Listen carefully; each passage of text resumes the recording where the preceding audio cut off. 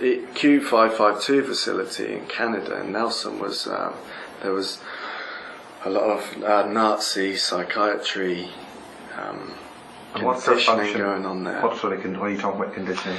Well, for instance, at the facility they were, it was essentially a trauma centre. Now, they did a lot of conditioning with us with wild animals. And what they were doing there, they used Canadian wolves, they used snakes, they used cats, wild cats, tigers and things. They were giving us the attributes of wild animals.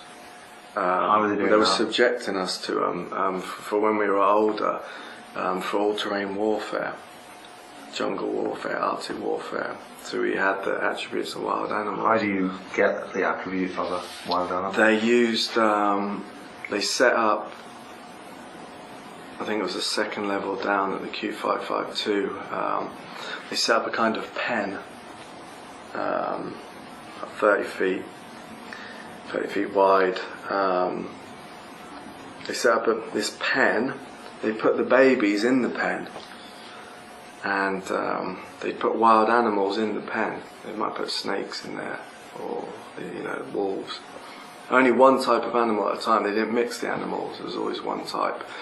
Now this pen was very similar to a Skinner box they use in psychiatry. What's a Skinner box? A Skinner box is famous psychiatrist Skinner. I forget his first name.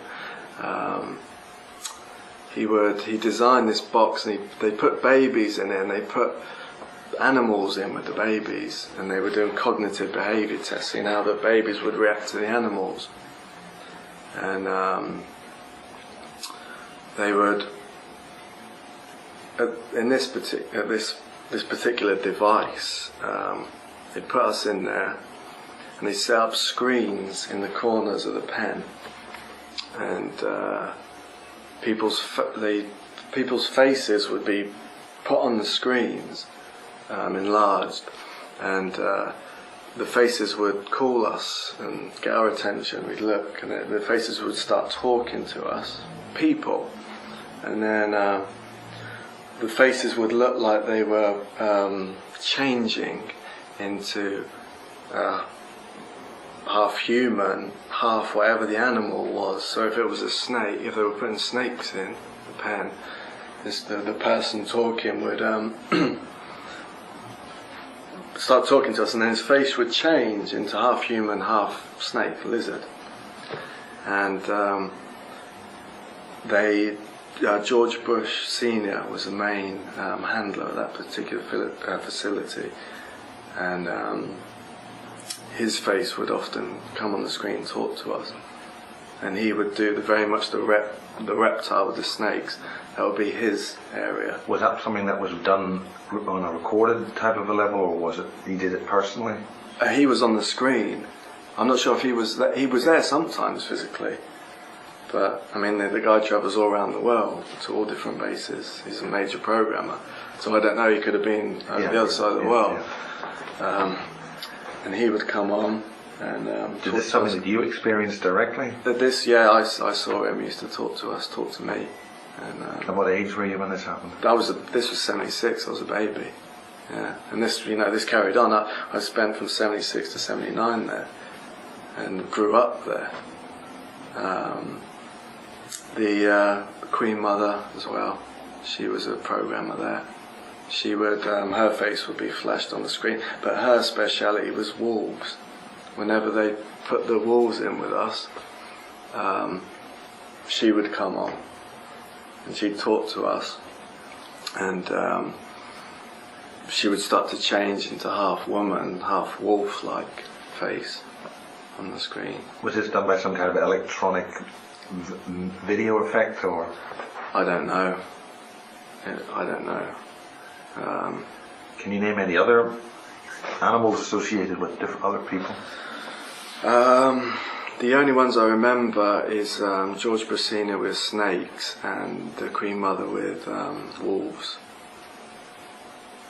The place was very dark. I'm still starting to. It's difficult to remember everything that happened there. It's still coming back in bits and pieces. I remember being put in the pen and this group of babies, and there were toys put in, and one of the babies took a toy off another baby, and the little baby turned around and hissed at the other child like a snake, and his face sort of went like a snake. So this was absorbed into them psychologically, or yeah, I think into their psyche. Yeah, and with the DNA anyway, the Anunnaki DNA that the NSA were looking for. We went through operations there. There were surgeons there, and what was the function of those? because the surgeons cut us open and found cybernetics inside us. So at the Q552, they'd slowly been cybernating us with surgery, and essentially creating a cyborg soldier. Now, the surgeons at the place in Toronto, they cut us open, and apparently they were like, "What a mess, you know, this is," and they were thinking about trying to remove it, but then it turned out that this technology would integrate it into us. It couldn't be removed. It was actually a natural part of our bodies now. Is it detectable in any way? I'm sure it is. You know? So are you saying that we could somehow, if we booked the relevant place, we could check out your cyborgs? If you went to one of those scanners at the airports, would they see it?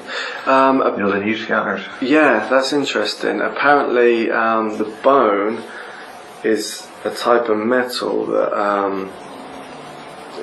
I'm not a scientist, but it's something to do with being off the periodical chart. It's not a metal that's known to man, so it won't set off standard metal detectors. I've been told the closest thing we can compare it to on this planet is a mixture of gold and diamond. It's extremely hard.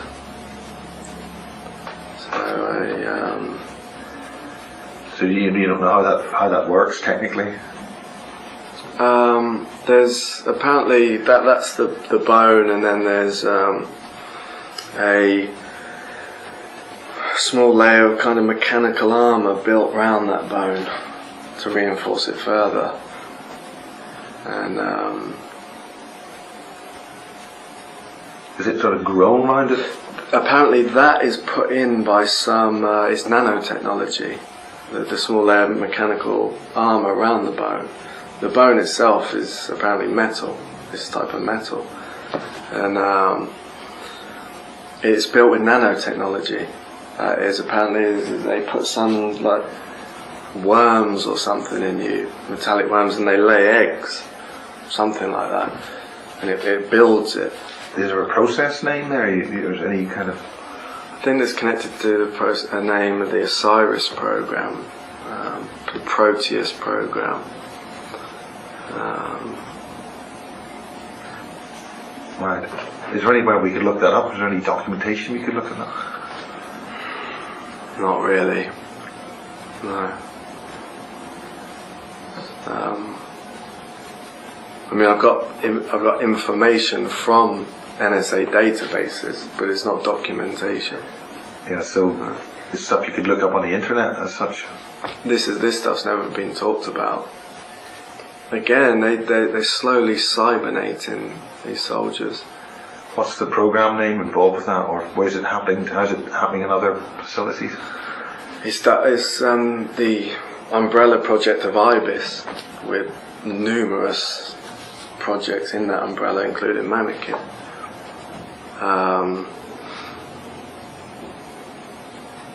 So yeah, these surgeons wanted to remove it because they didn't understand it. So by removing it, would it cause more damage, so they had to leave it? This stuff had integrated into us, so they actually classified a new life form, the scientists after that. They classified us, they called it we were ascended machine technology. Ascended machine technology. Essentially a cyborg with a soul. And they developed a new law of robotics around us.